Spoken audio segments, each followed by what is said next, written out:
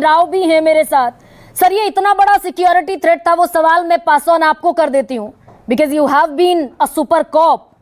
इतना बड़ा security threat था, ये 150 लोग जिनके पांव में छाले हैं, जिसमें 80 साल के बूढ़े हैं, जिसमें महिलाएं भी हैं, कि 1000 पुलिस वाले लगाने पड़े डिटेन करने के लिए, और हरियाणा से ही बसेस में दाखिल हो गए वो सारे पुलिस वाले।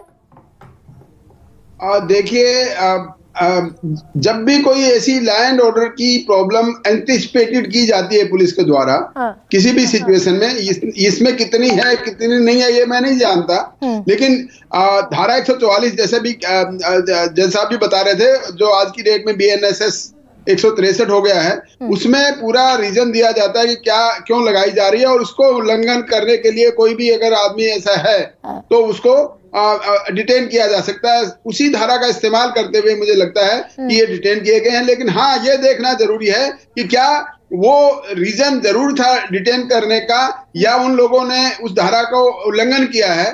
तो कानून में तो बड़ा स्पष्ट है कि अगर धारा लगाई है, ये जेन्युइन लगाई कि नहीं लगाई, ये बात देखने वाली बात है। सर, यही मैं आपसे पूछ रही हूँ कि हरियाणा और जम्मू कश्मीर के विधानसभा के लिए, चुनाव के लिए तो मॉडल कोड ऑफ कंडक्ट कई दिनों से लागू है, तो ये इमीडिएटली कल शाम ही अगर BNS की धारा 163 लगा दी गई, जैसा हम लोग जानते होंगे, जो पहले 144 थी, तो इमीडिएटली इसको लगाने की क्या जरूरत आन पड़ी?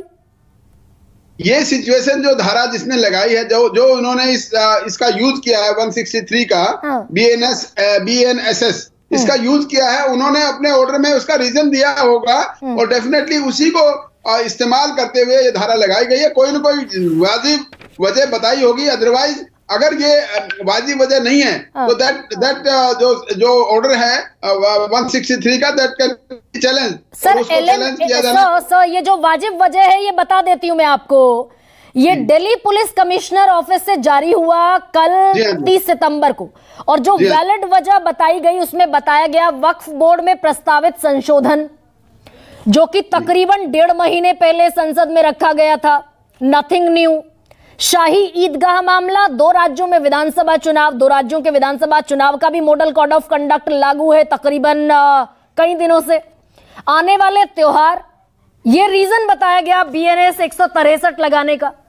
मैं बता देता हूं इसमें क्यों ऐसा एंटिसिपेट किया जा रहा है दिल्ली पुलिस की तरफ से। आपको याद होगा लाल किला पर क्या हुआ था, जब किसान आंदोलन हुआ था, उनको परमिशन दे दी गई थी आने की, फिर उन्होंने क्या हुड़दंग मचाया था, कितने लोग आए थे और कैसे किया था। तो उस बात को हो सकता है एंटिसिपेट करके कि ऐसा ना हो कि फिर से दोबारा दिल्ली को रैंसम कर लिया जाए। इसी बात को एप्रीहेंशन करते हुए मुझे लगता है कि ये कमिश्नर दिल्ली पुलिस ने ये ऑर्डर इशू किया है, और क्योंकि इतने लोग आ रहे थे, हो सकता है वो अनरूली हो जाते, या तो अगर ये भी कारण है एलन राव, तो फिर जो सामान्य डिटेंशन में नियम है कि भाई आप अपने वकीलों से संपर्क कर सकते हैं, आप किसी को कॉल पर संपर्क कर सकते हैं, तो ना दिल्ली की मुख्यमंत्री को मिलने दिया गया और ना वकीलों को मिलने दिया गया। भाई वकीलों से संपर्क करना तो डिटेंशन में भी एक बाकायदा एस्टैब्लिश्ड लॉ है। बिल्कुल, ये बात में आपकी बिल्कुल वाजिब है कि कोई भी आदमी अगर डिटेन किया जाता है, उसका मौलिक अधिकार है उससे लीगल आदमी से मिलना, लीगल एडवाइस लेना, ये उसका मौलिक अधिकार है। लेकिन हाँ, पॉलिटिकल लीडर्स को मिलने नहीं दिया जाना वो एक जायज बात है, ना हो सकता ना दे, लेकिन वकीलों से मिलना बहुत जरूरी है। एक और बात मैं बता दूं, ये जो 163 BNSS की जो डिटेंशन है, ये कोई क्रिमिनल केस नहीं है, it's only A preventive action. किसी भी अपराध को या किसी भी ऐसी सिचुएशन को रोकने के लिए ये धारा लगाई जाती है, और इसी में यह बताया जाता है कि ऐसे कोई 5 या 5 से ज्यादा आदमी एक जगह इकट्ठे नहीं होंगे, अगर होंगे तो उनके खिलाफ ये कार्रवाई की जाएगी। तो ना तो इनके ना तो वही मैं पढ़ रही थी एलन राव कि डिटेंशन में बाकायदा कुछ खतरे हो सकते हैं, जिसके बाद डिटेन किया जाता है, कि या तो आदमी ने कोई जुर्म किया है, या फिर वो आने वाले वक्त में कोई अपराध कर सकता है, या फिर शांति भंग हो सकती है। तो ना इनके पास हथियार है, ना इनके पास वेपन्स हैं, ना इनका ट्रैक रिकॉर्ड ऐसा है, ना ये इस इंटेंशन से आ रहे हैं। Despite of that, implementation of 163, क्या ये इंटेंशनल भी है?